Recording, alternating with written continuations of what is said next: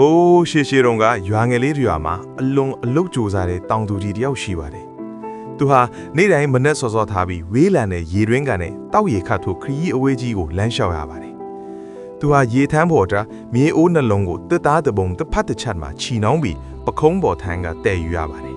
။အိုးတစ်လုံးကတော့အလွန်ပြည့်စုံပြီးအနာအဆာကင်းပါတယ်။နောက်အိုးတစ်လုံးကတော့ဘေးဘက်မှာအကြောင်းလေးတစ်ခုရှိနေပါတယ်။အဲ့ဒီအကြောင်းကြောင့်ပဲတောင်သူကြီးအိမ်မရောက်ခင်မှာရေတဝက်လောက်ကလမ်းမှာနဲ့ယိုစိမ့်ကုန်ပါတယ်။အနာအဆာကင်းတဲ့အိုးကသူ့ကိုယ်သူတိတ်ကုံယူပြီးအကြောင်းပါတဲ့အိုးကိုနေ့တိုင်းလောင်ပြောင်တတ်ပါတယ်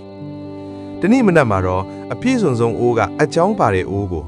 မင်းကိုမင်းကြည့်စမ်းပါအောင်ဘာမှသုံးစားလို့မရဘူး။အိမ်မရောက်ခင်မင်းနဲ့ကရေတွေကအမြဲတမ်းတဝက်ကုန်နေတာပဲလို့ပြောပြီးနှိမ်လိုက်ပါတယ်။အကြောင်းပါတဲ့အိုးလေးကတော့ဘာမှပြန်မပြောပဲဝမ်းနည်းမှုကိုအောင့်အီးပြီးငြိမ်နေခဲ့ပါတယ်ဒီလိုနဲ့နေ့ရက်တွေကြာလာတဲ့အခါအိုးလေးဟာသူ့ကိုယ်သူတန်ဖိုးမရှိဘူးလို့ခံစားလာပါတယ်ဒီနေ့မှာတော့သူဟာခံစားချက်ကိုမထိန်နိုင်တော့ပဲတောင်သူကြီးကိုမျက်ရည်တွေနဲ့တိုးတိုးလေးပြောလိုက်ပါတယ်ကျွန်တော်ကိုခွေလို့ပါရှင်အရှင်ကိုကျွန်တော်အားနာလိုက်တာတောင်သူကြီးကကျေနာစွာနဲ့ဘာလို့ငိုနေတာလဲတငယ်ချင်းရဲ့လို့မေးပါတယ်အိုးလေးကတုံရီနေတဲ့အတန်းနဲ့ကျွန်တော်မှအနာစာရှိနေလို့ပါကျွန်တော်မှအပေါက်ရှိနေတော့အရှင်ပင်ပင်မန်းမန်းခတ်လာတဲ့ရေတွေလမ်းမှာတင်ကဝတ်ကုန်နေရတယ်အရှင်ကကျွန်တော်ကိုဘတော်မှမစူပေမဲ့ကျွန်တော်ရှက်မိပါတယ်လို့ပြောပါတယ်တောင်သူကြီးကပြုံးပြီးအိုးဒါကြောင့်စိတ်မကောင်းဖြစ်နေတာလားမစိုးရင်ပါနဲ့မနှက်ဖြန်ကြရင်ငါမင်းကိုတခုခုပြောင်းနေအဲ့ဒီခါကျရင်မင်းကိုမင်းအသုံးမကျဘူးလို့ဘတော်မှခံစားရမှာမဟုတ်တော့ဘူးလို့ပြောလိုက်ပါတယ်နောက်တစ်နေ့မှာတော့တောင်သူကြီးဟာထုံးစံအတိုင်းရေသွားခတ်ပါတယ်အပြန်လမ်းမှာသူကအိုးလီကိုဒီနေ့လမ်းဘေးကိုတေချာကြည့်လာခဲ့နော်လို့ပြောပါတယ်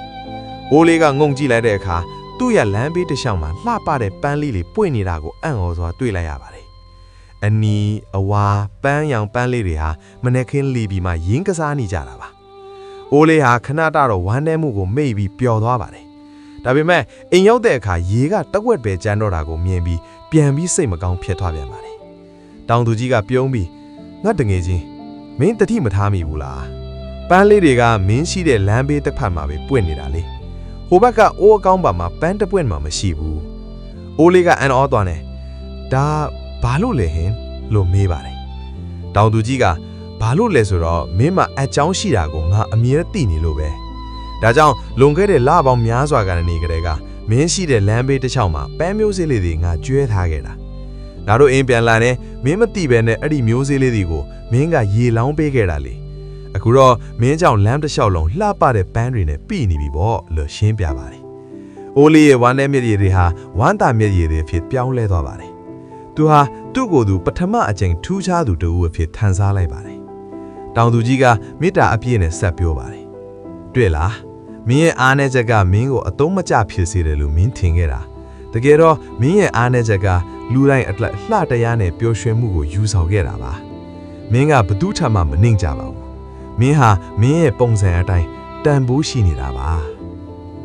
ဒီပုံပြင်ရဲ့သင်ခန်းစာကတော့ဒီလောကမှာဘယ်သူမှအပြည့်အစုံကြီးမဟုတ်ပါဘူးကျွန်တော်တို့အားလုံးမှာအားနည်းချက်ကိုစီအကြောင်းကိုစီရှိပါတယ်ဒါပေမဲ့ကျွန်တော်တို့ရဲ့အားနည်းချက်လို့ထင်ရတဲ့အရာတွေကိုအမြင်တစ်မျိုးနဲ့ကြည့်တတ်မယ်ဆိုရင်အဲ့ဒီအရာတွေကပဲအားသာချက်တွေဖြစ်လာနိုင်ပါတယ်သင်ဟာသင်ရဲ့ပုံစံအတိုင်းတန်ဖိုးရှိနေတာပါ